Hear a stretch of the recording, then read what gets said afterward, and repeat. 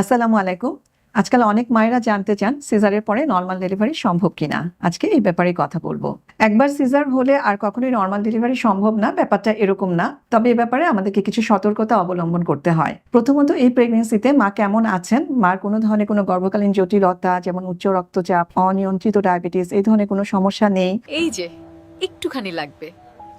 আপনার সুগার একদম স্বাভাবিক আছে। শুনে খুব স্বস্তি পেলাম।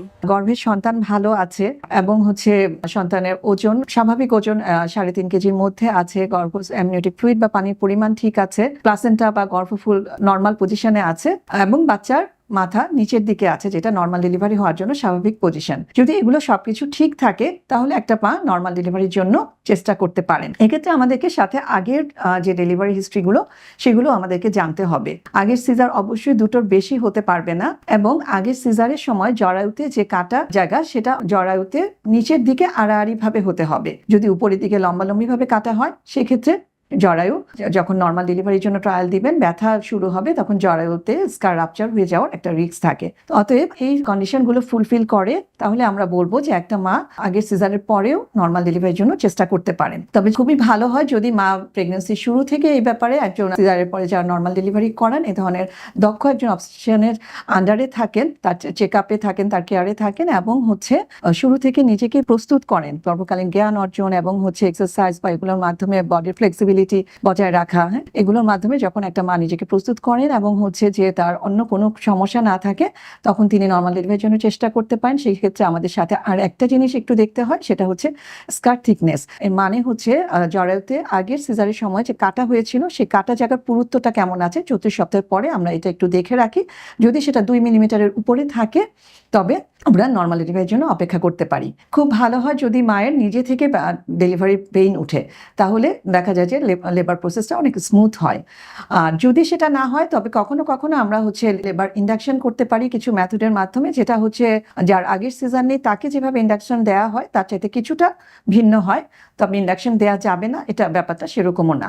এক্ষেত্রে সবচাইতে যেটা আমাদের রিস্ক থাকে, যে যদিও সেটা পরিমাণ খুবই কম, 100 জন মায়ের ক্ষেত্রে হয়তো একজন মায়ের এরকম হতে পারে যে নরমাল ডেলিভারি চেষ্টা করতে গিয়ে স্কার রাপচার হয়ে যেতে পারে, মানে জরায়ুতে আগে যে কাটা জায়গা সেটা ছিঁড়ে যেতে পারে। কিন্তু এটা খুবই একটা সিরিয়াস ইমার্জেন্সি একটা সিচুয়েশন। হ্যাঁ, যদি এরকম হয় সেক্ষেত্রে মায়ের প্রচন্ড ব্লিডিং হবে এবং আমরা মা এবং বাচ্চা দুজনের জন্য এই সিচুয়েশনটা খুবই ঝুঁকিপূর্ণ।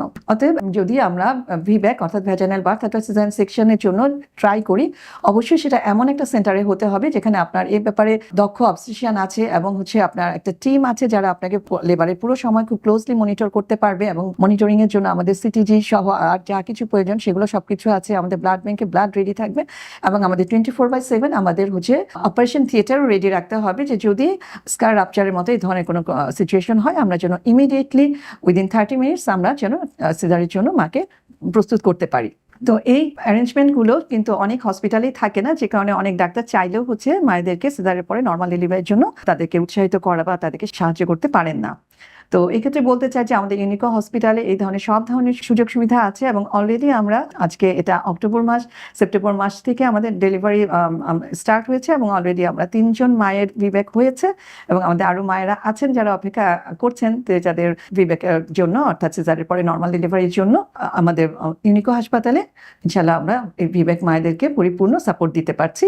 এবং আপনাদের সবার জন্য এটাই বলার থাকবে যে আপনারা যেখানে ডেলিভারি করান আপনারা সিজারের পরে অবশ্যই নরমাল ডেলিভারি করাতে পারবেন, বাট আপনারা এটা মানে নিশ্চিত হবেন যে আপনাকে যে সাপোর্ট দিবে সে অবস্টেট্রিশিয়ান এই ব্যাপারে দক্ষ কিনা এবং আপনার সেরকম একটা টিম এবং সেরকম সাপোর্টিভ একটা হসপিটালে সবকিছু এনভায়রনমেন্ট আছে কিনা। ধন্যবাদ।